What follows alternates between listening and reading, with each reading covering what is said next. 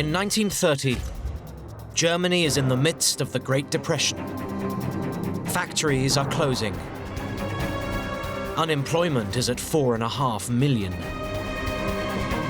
People are starving. Chaos has returned to the streets. One man has predicted this all along.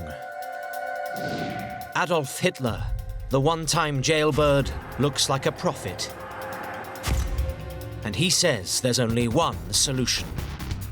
Put him in charge. But do the German people really know what they're getting? This is the story of how Adolf Hitler subverts the democratic process and finally seizes power in Germany.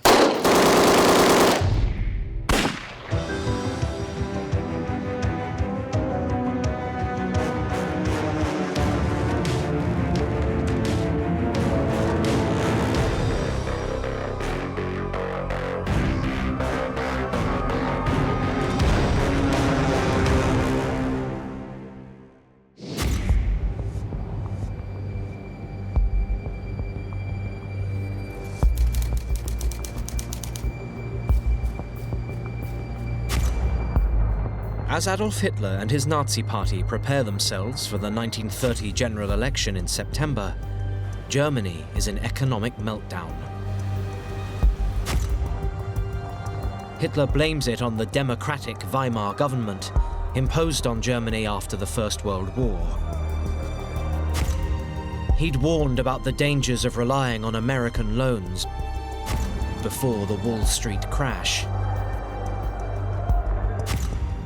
Now the loans have been called in. The country's in a desperate situation. And all the government can offer is austerity. The policy is cuts, cuts, cuts, cuts, and more cuts. And this depresses the economy and makes things worse and increases the unemployment. Germany looks like it's in a never-ending cycle of boom and depression, misery and high unemployment. But for Hitler, this disastrous situation is an opportunity. The person who's cheering the most is Hitler, because he now looks like a guru. He's actually predicted that this would happen, and it's actually happened. And of course, a lot of people are swayed when somebody is proved right. Hitler and his propaganda man, Joseph Goebbels, have a master plan to win power in Germany by democratic means. Goebbels throws himself into a campaign designed to appeal directly to the suffering German people. It was very blunt and very simple. So, bread, work, freedom, direct slogans offering a lofty and noble vision of things that were lacking in Germany.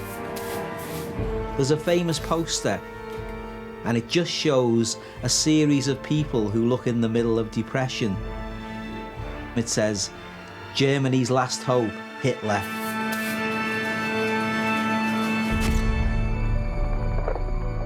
As part of his strategy, Goebbels sends Hitler on speaking tours across the country, traveling from town to town. Using his newly polished skills as an orator, they convince people they can make Germany strong again. You've got to look at the position of your average German citizen who's feeling impoverished. The future looks very uncertain. How am I going to feed my children? Am I going to keep my job? And you look at this newfangled Weimar form of government and you're thinking it's not really giving the answers. Goebbels' brilliantly orchestrated campaign allows Hitler to present himself as new and different. None of the Weimar politicians had an ounce of the charisma that Hitler brought to the party. They were essentially bourgeois, middle-of-the-road, conventional politicians.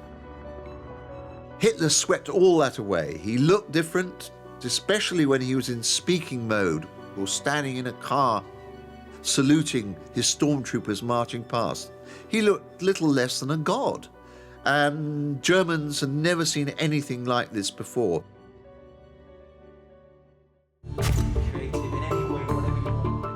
It's not just his image. Hitler has radical new policies. He promises to turn the economy around by refusing to pay war compensation to the Allies, as set out in the Treaty of Versailles after the First World War. And he promises desperate farmers in the countryside, who've seen the collapse of agricultural prices, a better life. He says all of this misery that is heaped on rural communities is due to the Wall Street crash. Come to the Nazi Party and we'll give you a new deal for the rural voter. Above all, he vows to put the unemployed back to work. But he also uses the opportunity to focus on his real agenda: the Jews. He blames the economic crisis on them.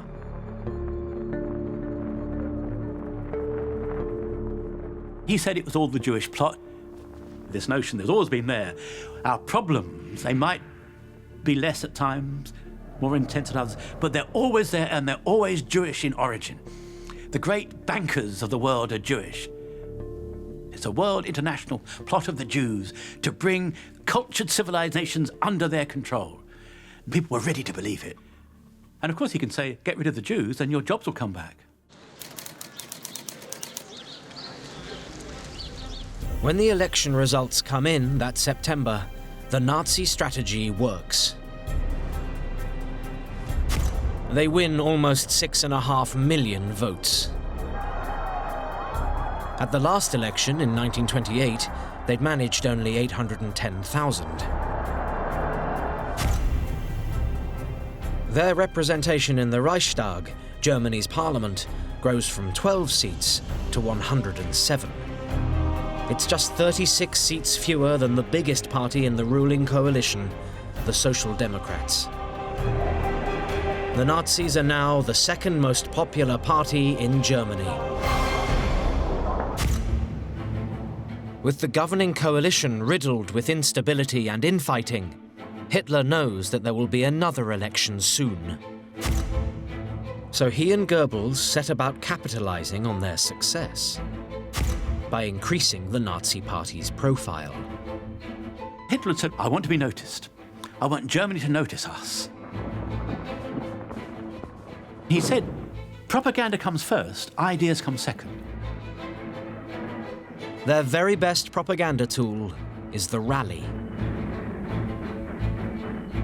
Since 1927, the Nazis have held their annual rally in the medieval city of Nuremberg. 100 miles north of Munich, it's one of the areas which is the most sympathetic to the Nazi cause.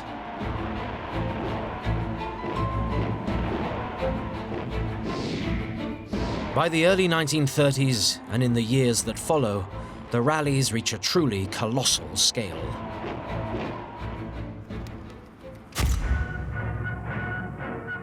Hitler seemed to know instinctively what would work and what would hit the masses.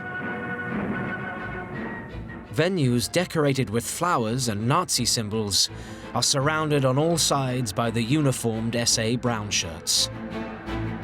You would have men marching in immaculate ranks in perfect uniforms. You would have red and white swastikas on huge banners. Down to the smallest detail of insignia, medals, songs, music, marching. They paid great attention to all of this, and they sought through this to portray the Nazi Party as one of order, unity, of loyalty, of discipline.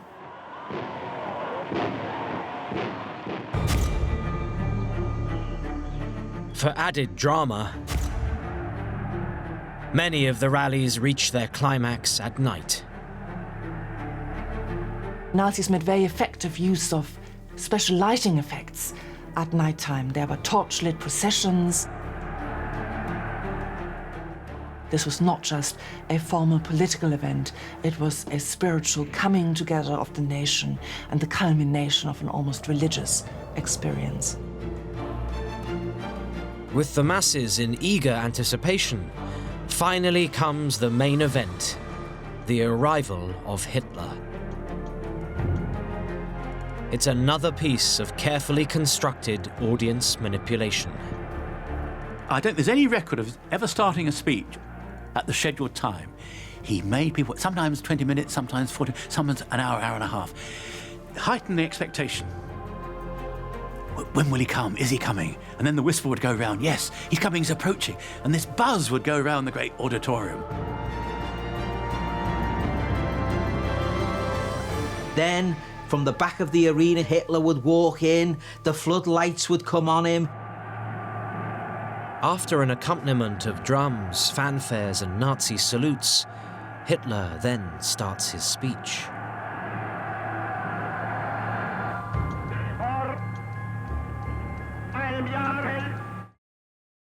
He whispered to begin with. People strained to hear him. He knows how to conduct the crowd. It's kind of quite quiet. You need to turn the volume up. Is he stuttering? You're kind of worried that he's forgotten what he's going to say. So you feel slightly sympathetic towards him. And then build up, get slightly faster. And then the gestures would come in. The flung out arm, the hand going back. And that, he used to do that. Like, as if there was an intensity in him that had to be expressed. This is all perfect theatre, and it looks so powerful, and no one else has really done this before. And of course, if you're halfway towards him anyway, it's enrapturing.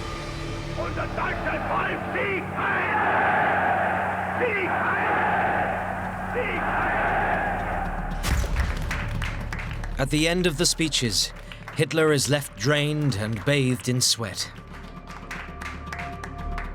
He gives the impression that he has given all for his congregation. Floating voters, who have been skeptical of the Nazis, are won over. And nearly all those who observed this said, you were carried away by it. You could not but be impressed. You came as a doubter, you went away as a devotee. But if the adoring fans think they know him, they don't. Behind the scenes, a scandal is brewing in his personal life, which is about to threaten his newfound popularity.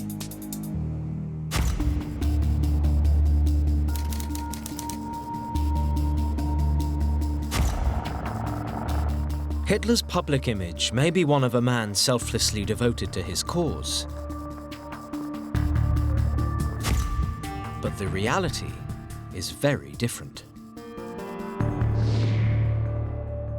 In private, Hitler has fallen in love. The object of his affection is the 23-year-old daughter of his half-sister, Angela.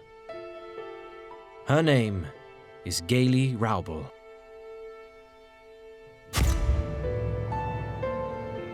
In 1929, Angela had come to work for him at his plush new apartment, number 16, Prince Regentenplatz. Originally, Gaily's mother was brought from Austria as Hitler's housekeeper, and Gaily came along as part of the deal. But Hitler soon became totally obsessed by this young woman. He was very, very fond of her. He took her everywhere. They would go out to a cafe in town, and she would be there. Wherever he went, you know, there would be Gaily. Hitler even supports his niece's musical aspirations, paying for Gaily to have singing lessons. This relationship, despite the fact they're basically related and there's 2 decades between them, almost seems to be actually a fairly nice, wholesome, sweet relationship. They're going for drives together, they go eating out together. Even today, the precise nature of the relationship remains the subject of speculation. It seems it wasn't sexual. It may sound odd to say that, but it was possession without the sex bit, if there can be such a phenomenon. Fascinating that a man with that degree of power should have been so restrained in that way. It may be he simply was asexual.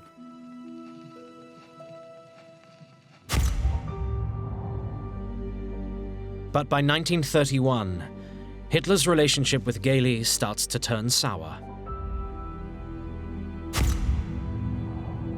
Naturally flirtatious and vivacious, Gailey's behavior makes him jealous. She was a normal, red-blooded young woman, wanted to go out, wanted to dance, wanted to wear makeup. All these things were anathema to Hitler's ideas of what a woman should do, should look like, should conduct herself. He starts to take too much interest in who she's talking to. For example, his chauffeur, Emil Morris, starts to become close to Gailey. Hitler, when he finds out about the relationship, goes berserk. Now, Hitler's well known for going berserk, and Emil Morris is on the receiving end. Hitler, threatens to shoot him. This is the turning point in the relationship, clearly, between him and Gailey. From now on, everything Gailey does has to be monitored and controlled. If Gailey leaves the apartment, Hitler makes sure she's chaperoned and home early. But as Hitler's possessiveness grows, so does Gailey's unhappiness. By September 1931, the situation reaches a head. Gailey has become increasingly despondent and miserable, as indeed you would be if you were imprisoned by a man that she would describe as a monster. Hitler wouldn't let her go anywhere, and it seemed that she had somehow developed a relationship with a young man from Vienna. It's not just that she's met a young man. It's who he is. The biggest crime in Hitler's eyes about this young man was that he was Jewish.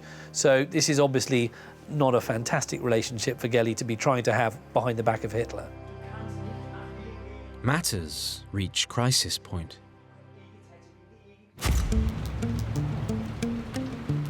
On the 18th of September, Hitler is preparing to leave for a Nazi meeting in Nuremberg when Gailey becomes hysterical. She wants to go and do singing lessons in Vienna. It all builds up. People start to hear blazing rows inside the flat. The next door neighbour says at one point Hitler leaves the flat, turns round as he gets into his chauffeur-driven Mercedes and shouts back, "You're not going to Vienna," and that's the end of it.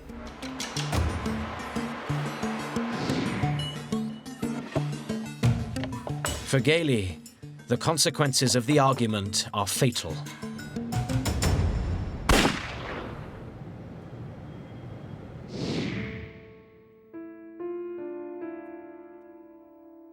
The tragic death of the 23-year-old music student makes news worldwide.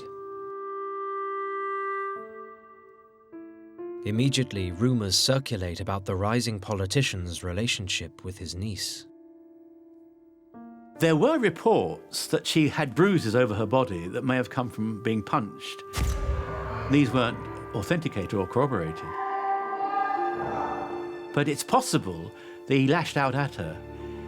I wouldn't say that's proven, but it's possible he did that. It does fit his possessiveness. Rumors detailing Hitler's sex life are also leaked. She was supposed to have told Emil Morris that Hitler made her pose for pornographic pictures, naked, standing over him, and even defecating on him, that Hitler was a coprophiliac. These rumours were seized upon naturally by Hitler's political opponents, especially by the Social Democrats, and they were published in various Social Democratic magazines. Never proved. I must emphasise that. Worst of all are the suggestions that Hitler has either had Gailey murdered or that he's killed her himself. For the would-be Führer and for the Nazis, the potential political fallout from Gayli's death is enormous. So the party's propaganda team act quickly to prevent a scandal. To save Hitler's reputation, members of his inner circle say that Gayli had been playing with a gun and had accidentally killed herself.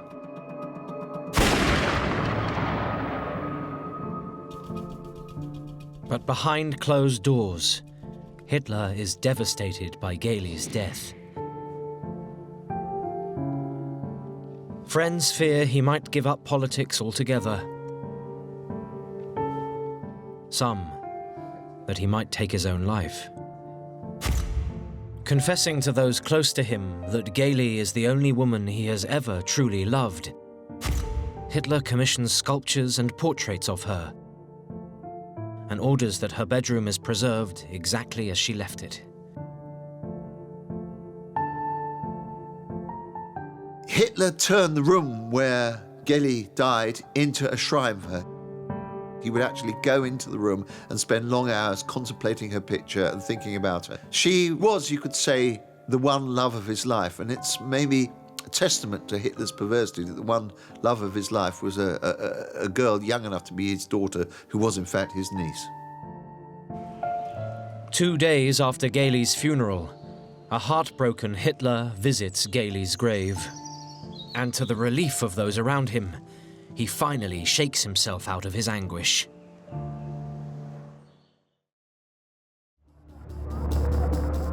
In public, the party's PR strategy seems to work. The German people give Hitler the benefit of the doubt, and he emerges from what could have been a scandal virtually unscathed. And to avoid anything like this happening in the future, Hitler ensures he's never seen to have any sort of close relationship with a woman again.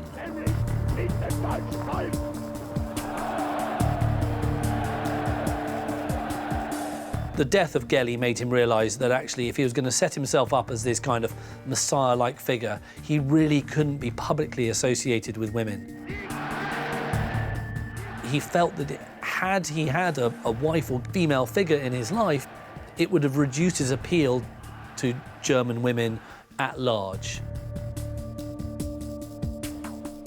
In keeping with his strategy, Hitler's next girlfriend will be hidden from all but his inner circle.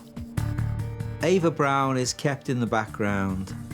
She is never seen in any photographs with Hitler. For the public, Hitler is married to Germany. As Hitler readies himself for the next phase in his quest to seize power, he's more determined than ever.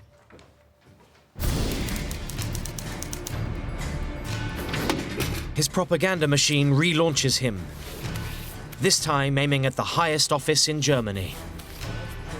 Hitler stands in the presidential elections. His key rival candidates are communist Ernst Thälmann and the existing president, Germany's most illustrious statesman and most famous war hero, Field Marshal Paul von Hindenburg.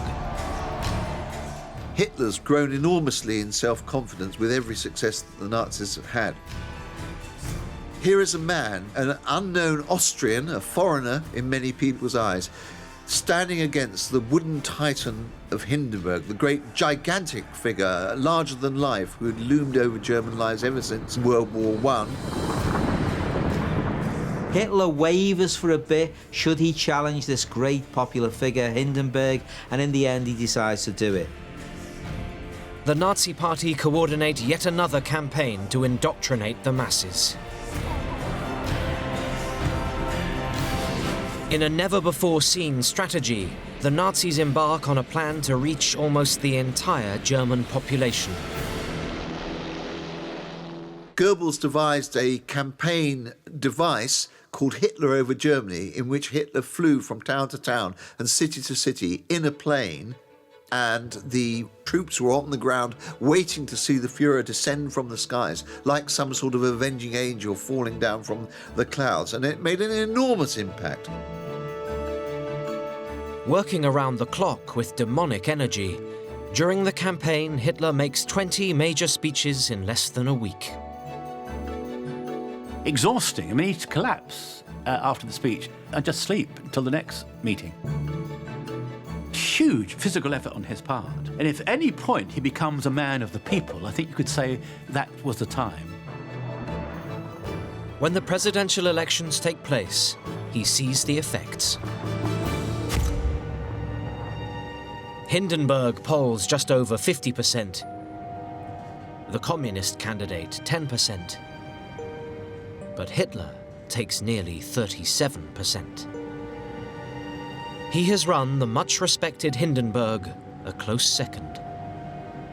Hitler loses the 1932 presidential election, but in fact he wins it, because now he is unquestionably the most popular civilian leader in Germany.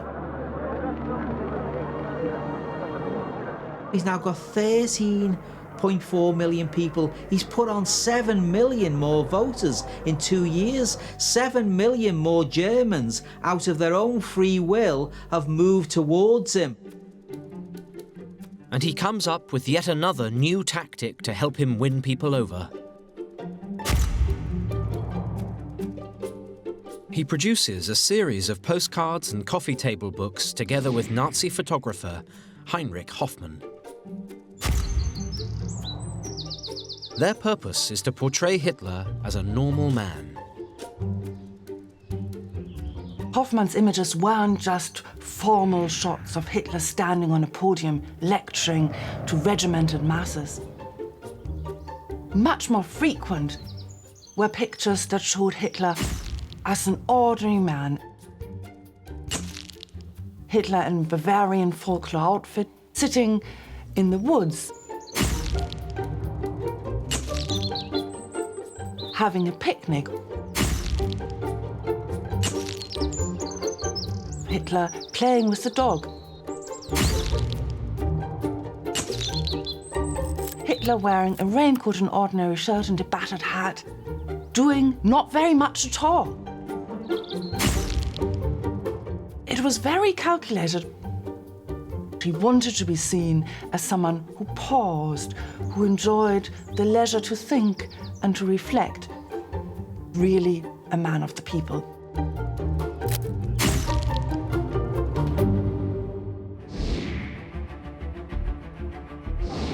After the presidential elections, Hitler sets out to build on his growing popularity.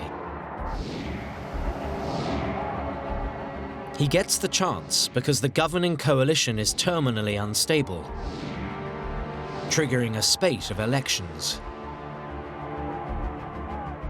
In 1932, it seemed that the German people were involved in a permanent election campaign. There were so many elections, national and local, and this is a clear sign that no party could rule in the Reichstag, that democracy had run into the sand and that it did not provide stability. 2 elections in July and November of 1932 see the Nazis virtually double their support from 1930. They are now the biggest party in the Reichstag. It's not enough to take power, but it is enough to paralyze the government. Hitler piles the pressure on the ailing President Hindenburg and demands to be made Chancellor, Germany's equivalent of Prime Minister. But Hindenburg doesn't trust him, and he flatly refuses.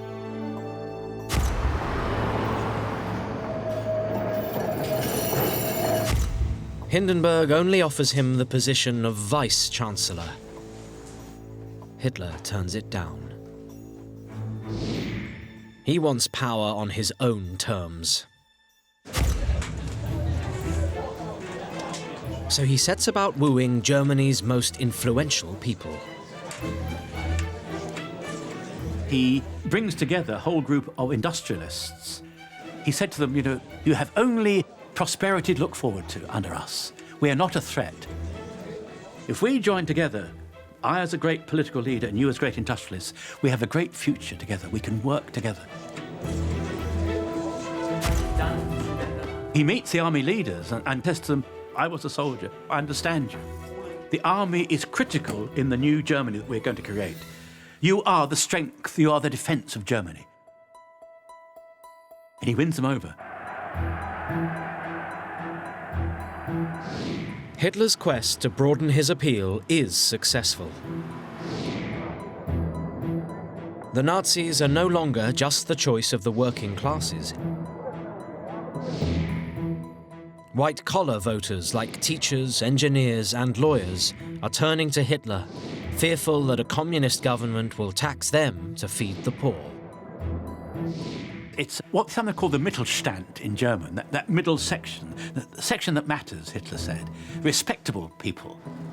Old Germans, if you like, in that sense. Young in age, but old in terms of their reference back to German values, German cultural standards and so on.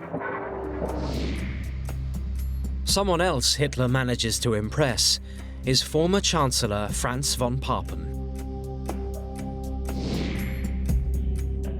He's dismissed from power in November 1932, following a vote of no confidence. Though not a Nazi, he is sympathetic to Hitler and organizes a secret meeting between key members of Hitler's inner circle and the president's son, German Army Major Oskar von Hindenburg. This is a really important meeting because at that meeting, Oskar, who's been sceptical about whether Hitler will rule without becoming a dictator, he starts to get convinced by Hitler. Hitler charms him. In return for promotion in the army and 5,000 acres of land, Oskar agrees to convince his father to hand the chancellorship to Hitler. Crucially, von Papen reassures both President Hindenburg and his son that he can keep Hitler under control. Within a week, the president concedes.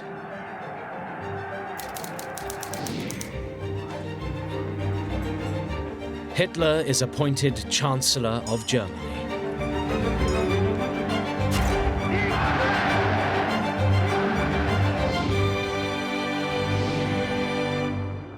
But the Nazis still don't have a majority government. So, Hitler quickly calls another election.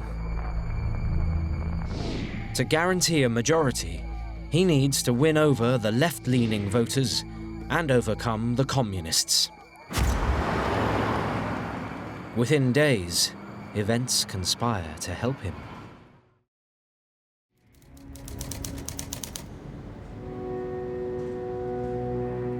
Just 6 days before the general election, Germany's parliament building, the Reichstag, is set on fire. The culprit is swiftly arrested, and it emerges he's a young Dutchman called Marinus van der Lubbe. Van der Lubbe is a known communist. He is the classic lone nut, if you like, the kind of Lee Harvey Oswald of this situation, where we don't know whether he acted alone. All we know is that once the fire was underway, nobody was going to try and put it out, because straight away the Nazis could see that this fire could be exploited against the communists. President Hindenburg's response to the fire is to declare a state of emergency across Germany. Hitler takes advantage. He manages to convince Hindenburg to let him suppress the communists.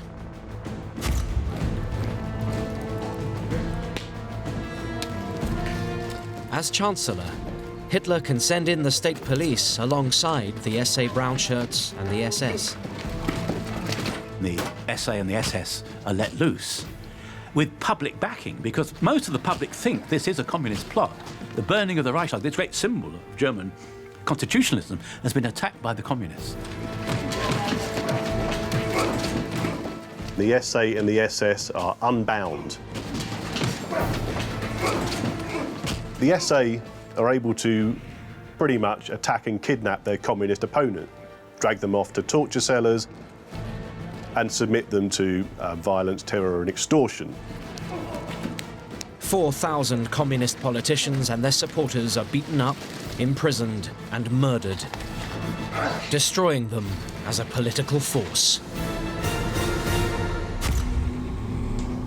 But even that isn't enough to win Hitler power.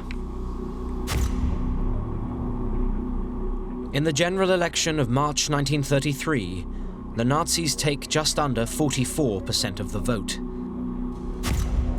agonizingly short of an overall majority. So Hitler decides to find a way around the democratic process. What he comes up with is the Enabling Act.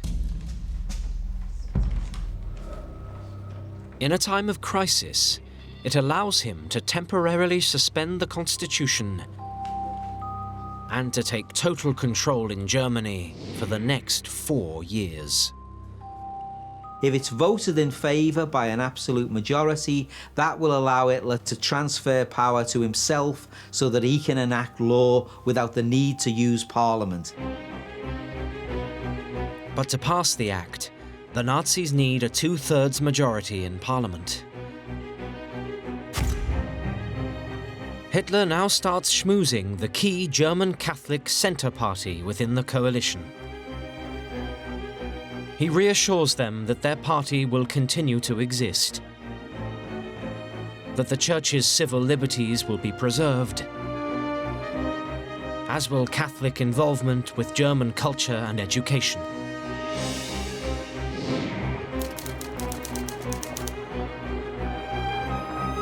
Hitler sets out his case for the Enabling Act in a speech to Parliament. He promises to end unemployment and pledges to promote peace with France, Britain and Russia. When the by now sick and weakening President Hindenburg accepts the act, the Reichstag are invited to vote on it. All of Hitler's hard work finally pays off. With a massive 441 to 94, the Nazis gain the 2/3 majority they need to pass the Enabling Act. Ironically, the democratic process has handed Hitler the power to do anything he wants, without parliamentary approval. It gives Hitler basically dictatorial powers, powers that no leader in Germany has had for a very long time. Hitler has at last got the authority he has craved for so long. Now, he must hold on to it. He starts by addressing the threats to his power, both inside and outside his party. The biggest internal threat is Ernst Röhm. Röhm is one of the earliest Nazi Party members and a close friend of Hitler. He is also the founder and leader of the SA Brownshirts, the party's army of thugs whose bully boy tactics have been so significant in Hitler's rise. There was a real bid for power from within the Nazi Party, from the Brownshirts. They, with some justification, had seen themselves as the battering ram that had opened the gates of power for the Nazis. By 1934, the SA are 4.5 million strong and massively outnumber the German army. The team around Hitler become increasingly concerned that Röhm will use them to seize power for himself. Röhm starts to make speeches calling for the SA to become a people's army. And this makes the German army very nervous indeed. And there were rumours, strong rumours, that Röhm was waiting for the moment to seize power himself in a coup, remove Hitler and govern as the head of this very powerful force. And Röhm has committed another crime. Germany is still an intensely conservative country. And Röhm is a homosexual.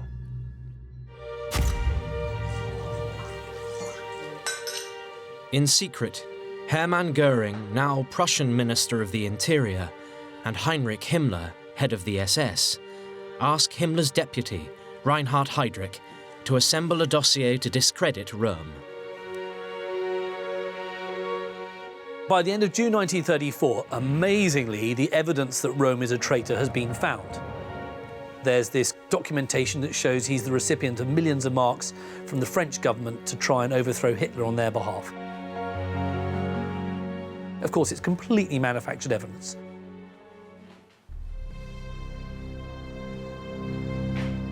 Armed with the information from Göring, Heydrich, and Himmler, Hitler organizes a deadly trap. He orders all the SA leaders to attend a meeting in the pretty holiday town of Bad Wiessee in the far south of Germany.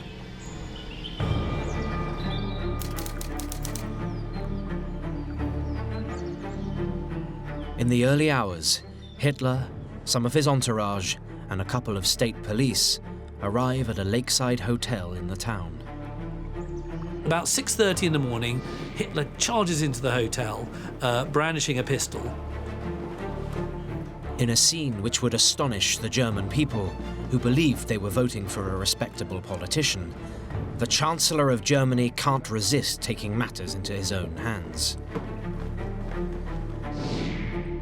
In a sign of his fury over Röhm's supposed treachery, Hitler personally leads the team to arrest him. He doesn't even wait for his backup, the SS, to arrive. He makes his way to Röhm's room, opens the door and says, "Get up, Ernst, you're under arrest for high treason." The sleep, dazzled and bewildered Röhm doesn't understand what's going on. Now, in the next door room, there's another senior SA man, and with the SA man in bed is a young SA man. And of course, this is deemed to be flagrant and sign of how degraded the SA had become and how corrupt it had become.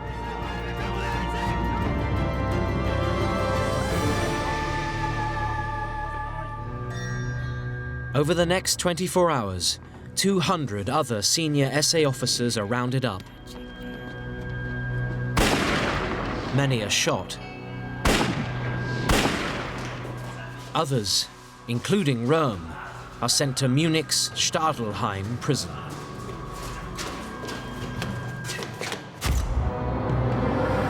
But it isn't just the internal opponents Hitler deals with. He and Goebbels have been compiling a list of political opponents and old enemies they also consider to be traitors. Now they trigger the next purge. A code-worded phone call from Goebbels to Göring sets in motion what will become one of the most notorious events in the history of the Nazis.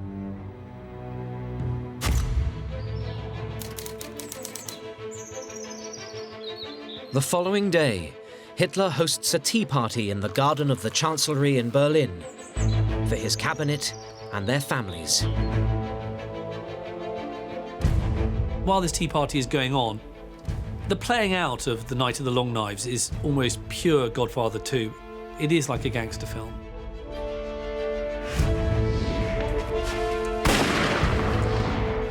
There are people being massacred.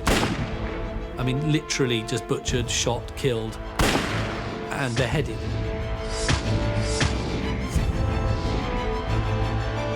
Amongst those killed are Gustav von Kahr, one of the triumvirate who had sabotaged the beer hall putsch in 1923.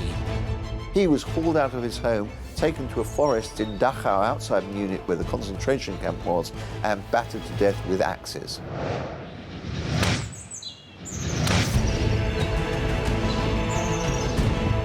The former Chancellor, General von Schleicher, who is shot down in his own home when he answers the door, and his wife, who tries to throw herself across in front of the bullets. She's cut down by a hail of bullets too.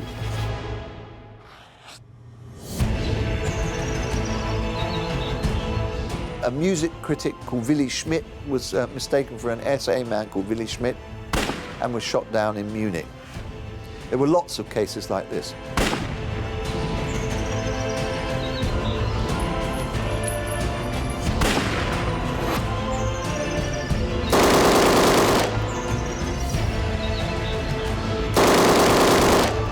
During that afternoon, Hitler gives the order to kill Ernst Röhm.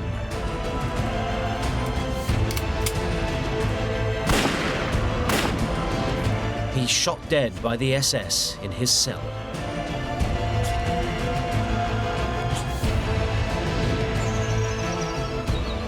At one point during this tea, someone's meant to have come in and just gently informed him that everything had been carried out, and he just nods. It was Hitler's settling of accounts, the Night of Long Knives, with the right and with the left. And it was serving notice on the world that Germany was now ruled by gangsters. The Night of the Long Knives is announced by Hitler himself in a speech to the government on the 13th of July, 1934. Official records state that only 77 have died, but really, it's 400. And Hitler now justifies what he has done. In this hour, I was responsible for the fate of the German people, and thereby I became the supreme judge of the German people. I gave the order to shoot the ringleaders and their treason.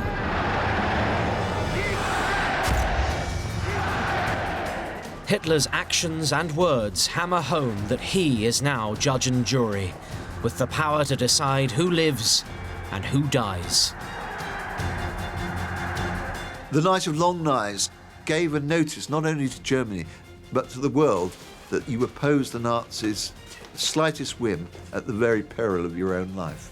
If they were prepared to cut down those who'd once been nearest and dearest to them, they were prepared to cut down anyone. 2 weeks later, the 87-year-old President Hindenburg passes away. Hitler abolishes the presidency and declares himself supreme leader of Germany.